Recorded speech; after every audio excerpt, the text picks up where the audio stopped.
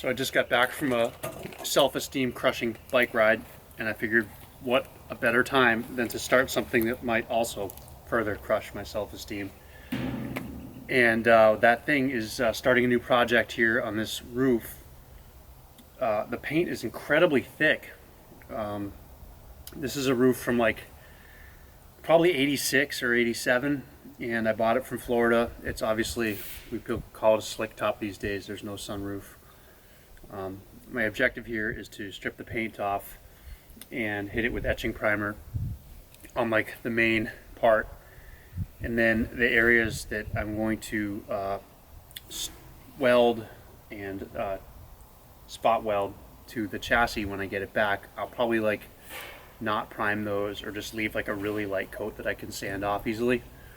But I wanted to make some forward progress while I don't have the shell, and this is one of the things I've been dreading doing, so I figured I'd do it. I'm using these fibrous discs. You can get them at Eastwood. You can get them, these are 3M or SATE.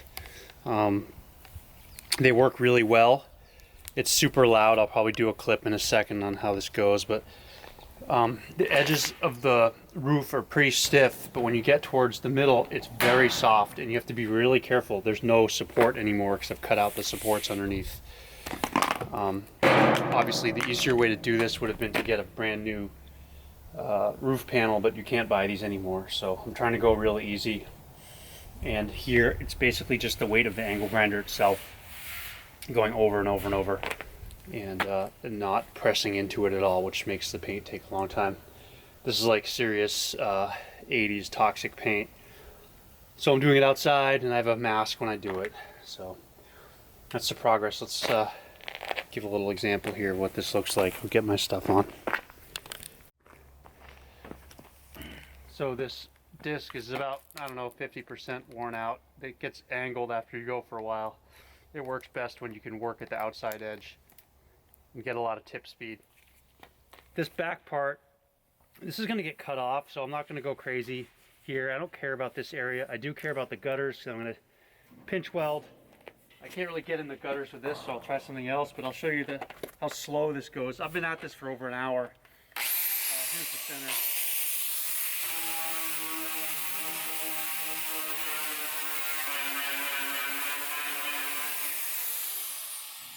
See, it takes like a minute just to do that, and you don't want to dwell on an area because it'll get hot, and when it gets hot it'll deform. This is such a huge panel, you'll have deformation everywhere. I really don't know much about body work. I just know what I learned on YouTube, so I'm probably an expert.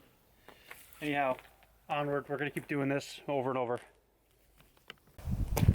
So this was about an hour and a half to 2 hours of sanding, and there's like a little primer on here, but it feels smooth to the touch.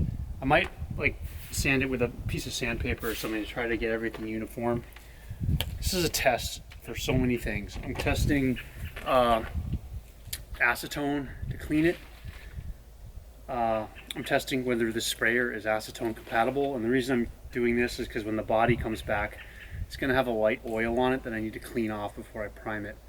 So this is like a pretend body. It's way easier to work with because it's a flat panel. So I got to figure that out. I was thinking about getting one of those like lawn sprayers that you can pump and spray, putting acetone in that for the body of the car. But yeah, this works fine. I'm just gonna wipe it. Another part of this test is the spray gun. I've never used one before, so when this is all clean and smooth enough for primer, I'm going to test the spray gun out with the epoxy primer and see how that works. Man, my arms are tired, my back is tired. It's a difficult one. So I just hit it real quick with 400 to try to take the high spots out. And now I'll clean it with acetone, get all the oil off from whatever. I don't even know why there'd be oil on it, but I think you're supposed to do this. One cool test I could do if I were brave and felt inclined to wait would be to just let this sit in the garage environment and see how long it takes to get surface rust, knowing that it's pretty easy to sand it back off. It would be a good test for the chassis because the chassis could come back. Maybe that would, knowing how long it took to rust, would give me some time to do some work on the bare metal rather than priming it right away. Maybe it would help me plan it a little better. But I think given how time goes and time you have with the project, then I'll probably just jump right into spraying this today, just to test out the spray gun. This is cool. I got the gutter pretty good too. You can see all the spot welds. I'm going to go real easy on the primer and the gutter because I need to be able to pinch weld that. And again, we're going to cut off the back here, so this doesn't matter. Onward. So I mixed my primer. It's a 1-to-1. I used this mixing cup here. I stirred it. It's a mess. I'm going to deal with a mess later, I think.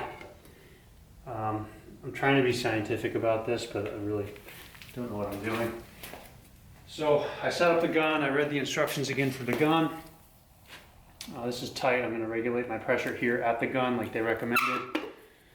And that pressure is supposed to be about 30. I have no idea how much paint this operation is going to consume, so I mixed 400 milliliters. And it looks pretty damn good, actually. And after this, I think I have to clean this gun and clean all this stuff, so not sure how that all is going to work. So I think I'm ready. I got my 400. This thing's supposed to be horizontal. This thing's supposed to start open.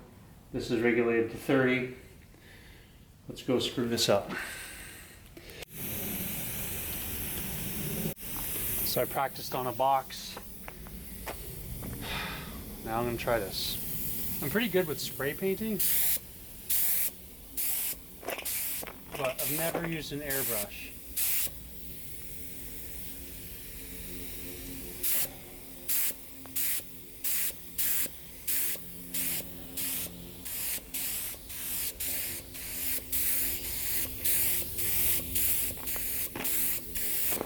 This is a good practice piece because I can't really go wrong.